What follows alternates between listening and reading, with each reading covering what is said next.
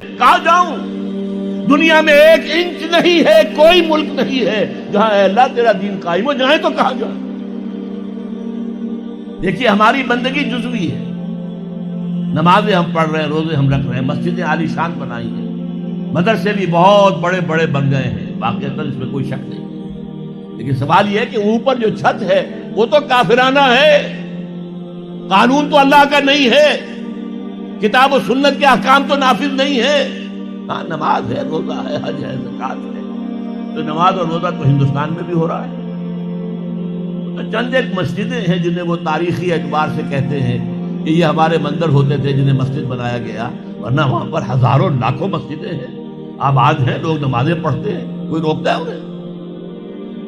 ہم نے یہ ملک بنایا تھا کہ یہاں اسلام کا نظام قائم کریں گے۔ نماز تو آپ امریکہ میں جا کر پڑھیے، امریکہ کو کوئی اعتراض ہی نہیں، لیکن تم کہو کہ اسلام کا نظام ہم قائم کریں گے، نہیں کرنے دیں گے تمہیں کبھی بھی۔ تم چاہو کہ تم اسلام کا معاشی نظام قائم کرو، کبھی اجازت نہیں دیں گے۔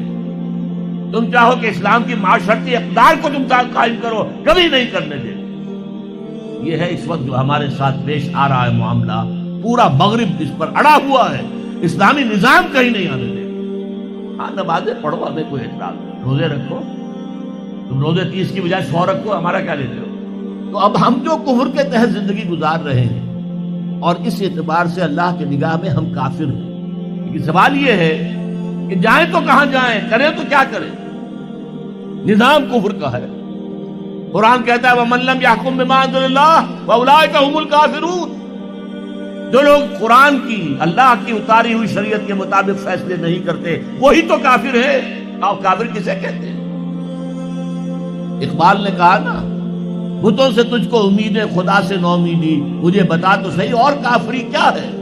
تمہاری ساری امیدیں امریکہ کے ساتھ وابستہ ہیں، وہ مسئلہ طے کرا دے، وہ یہ کرا دے، وہ کرا دے، وہ معاملہ ہمارا، وہی تو سب سے بڑا چور وہی ہے، سب سے بڑا ڈاکو وہی ہے، سب سے بڑا اسلام کا مخالف وہی ہے، اور اسی کے پاس ہم جاتے ہیں۔ قرآن کا فتویٰ تو یہ کہ تم کافر ہو۔ ہاں انفرادی طور پر تم مسلمان ہو، اجتماعی طور پر، قومی سطح پر تم کافر ہو۔ وَمَن لَّمْ يَحْكُم بِمَا أَنزَلَ اللَّهُ فَأُولَٰئِكَ هُمُ الْكَافِرُونَ۔ یہ چھٹا، یہ 7واں رکوع ہے سورہ مائدہ کا، اور پھر فرمایا وَمَن لَّمْ يَحْكُم بِمَا أَنزَلَ اللَّهُ فَأُولَٰئِكَ هُمُ الظَّالِمُونَ۔ جو اللہ کے اتارے ہوئے قانون کے مطابق فیصلے نہیں کرتے وہی تو مشرک ہے۔ اللہ کے حکم کو چھوڑ کے کسی اور کے حکم پر فیصلہ کر رہے ہو، اس سے بڑا شرک کیا ہوگا؟ اور تیسری مرتبہ فرمایا وَمَن لَّمْ يَحْكُم بِمَا أَنزَلَ اللَّهُ فَأُولَٰئِكَ هُمُ الْفَاسِقُونَ۔ وہی تو فاسق ہیں، فاجر ہیں، وہی تو سرکش ہیں، وہی تو باغی ہیں، وہی تو غدار ہیں اللہ کے، جو اللہ کی شریعت کے مطابق فیصلے نہیں کرتے۔ اب ان 3 آیتوں کے روح سے سمجھ لیجئے ہم کہاں کھڑے ہیں، کیا کر رہے ہیں۔ دیکھیے میں آپ کو ایک مثال دیتا ہوں، ہماری آبادی کا میں سمجھتا ہوں اکثریت تو وہ ہے جو نماز روزے کی بھی پابند نہیں ہے۔ ان چیزوں کا چرچا شہروں میں زیادہ، دیہات میں بہت کم رہ گیا، بہت کم، بہت کم، اور ہماری 70% آبادی دیہات کے اندر۔ اچھا جو نمازیں پڑھتے روزے رکھتے ہیں، خاص طور پر شہروں کے کاروباری لوگ، وہ بلیک مارکیٹنگ بھی کرتے ہیں، وہ حسابات بھی غلط دیتے ہیں، جھوٹ بولتے ہیں، جھوٹ یا حلف اٹھاتے ہیں کہ یہ حساب ہم حلفیہ میں کہہ رہا ہوں یہ حساب صحیح ہے، جبکہ حساب غلط ہے۔ سودی کاروبار کرتے ہیں، اپنے کاروبار کو بڑھانے کے لیے سود کا قرضہ لیا ہے، سودی قرضہ لیا بینک سے، اپنی بلڈنگ بنانے کے لیے بہت بڑی قرضہ لیا ہے بینک سے، تو ان کی عبادت کیا ہوئی؟ وہ اس آیت کے ذیل میں آ گئے کہ نہیں؟ افتؤمنون ببعض الکتاب وتکفرون ببعض فما جزاء من يفعل ذلك منكم الا خزي في الحياة الدنيا ويوم القيامة يردون الى اشد العذاب وما الله بغافل عما تعملون۔ لیکن میں ان کو بھی چھوڑتا ہوں۔ فرض کیجئے ایک شخص ہے، نماز پڑھتا ہے پوری 5 وقتہ مسجد میں، رمضان کے روزے رکھتا ہے، اور بھی اللہ توفیق دیتا ہے، ایام 20 کے روزے رکھ لیتا ہے، یا ہفتے میں 2 روزے رکھتا ہے، سوموار کے اور جمعرات کے وغیرہ، زکوٰۃ دیتا ہے، کاروبار بھی سارے حلال کر رہا ہے، حرام نہیں کر رہا، سود میں بھی براہ راست ملوث نہیں ہے، نہ پیسہ سود پہ اوپر بینک میں رکھ کر سود کھایا، نہ سود پر قرضہ لے کر کوئی اپنا کاروبار بڑھایا، نہ کوئی اپنا کارخانہ لگایا، نہ کوئی اپنی بلڈنگ اونچی بنائی۔ پردہ بھی اس نے اپنے گھر میں بالکل شرعی نافذ کر دیا۔ وہ اس پورے اسلام پر کاربند ہے جس میں وہ کاربند ہو سکتا ہے اس وقت، لیکن وہ اس قوم کا فرد ہے جو قوم اللہ کے فتوے کے مطابق کافر قوم ہے، جو اللہ کے فتوے کے مطابق مشرک قوم ہے، جو اللہ کے فیصلے کے مطابق فاسق و فاجر قوم ہے۔ قوم کے فرد تو ہم اسی کے ہیں۔ چور کا ہاتھ تو نہیں کاٹا جا رہا، ڈاکوؤں کو وہ سزا تو نہیں جا رہی سورہ مائدہ میں جو آئی ہے، ان کے ہاتھ اور پاؤں مقابل سم سے کاٹ دیے جائیں، یا یہ کہ انہیں ملک سے باہر دفع کر دیا جائے، قتلوا تقتیلا، ان کے ٹکڑے کر دیے جائیں۔ ڈاکوؤں کو کوئی سزا ملتی ہے ایسی؟ لیکن اصل میں جو لوگ شور مچا رہے ہیں وہ ہیں جو کہتے ہیں کہ یہ اسلامی سزائیں وحشیانہ ہیں۔ بے نظیر بھٹو کا کہنا ہے یہ وحشیانہ سزائیں ہیں، اللہ کی دی ہوئی سزائیں وحشیانہ ہیں۔ معاذ اللہ ثم معاذ اللہ ثم معاذ اللہ کلمہ کفر ہے۔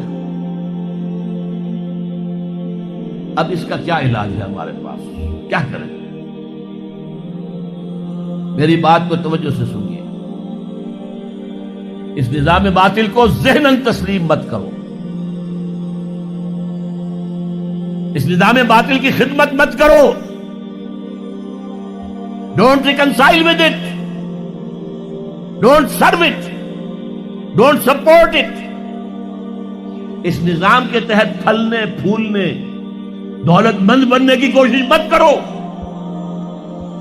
بلکہ اپنی زندگی کو سکیڑو، اپنی ضروریات کو کم کرو، اپنے آپ کو ذرا آزاد کرو، اپنا وقت، تاکہ اس وقت کو تم لگا دو اس نظام کے خلاف جدوجہد میں۔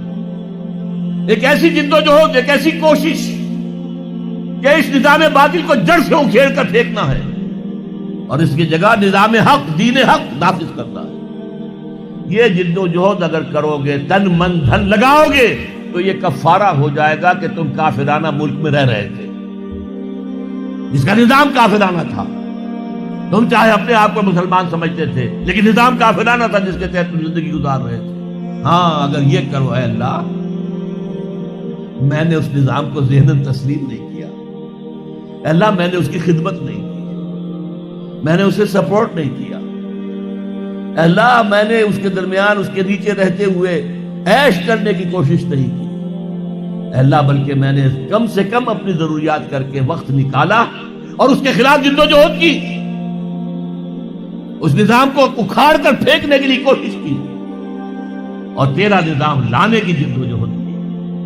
لا نہیں سکے تو اے اللہ ہم کیا کریں؟ ہمارے اختیار میں تو نہیں ہے، وہ آئے گا تو اسی وقت جب تیری مرضی ہوگی، تیرا منشا ہوگا، لیکن ہم نے اپنی زندگی لگا دی۔ اگر تو یہ ہے تو کفارہ ہو گیا۔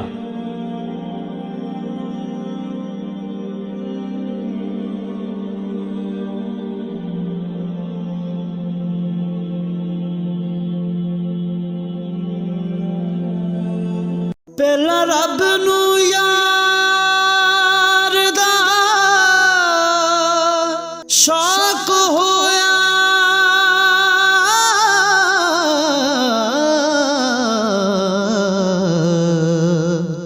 نبی پاک دا کرن جمال مائیں آیا وہی لے کے ہویا ترت حاضر، تے لیا یار نے یار نو پھال مائیں۔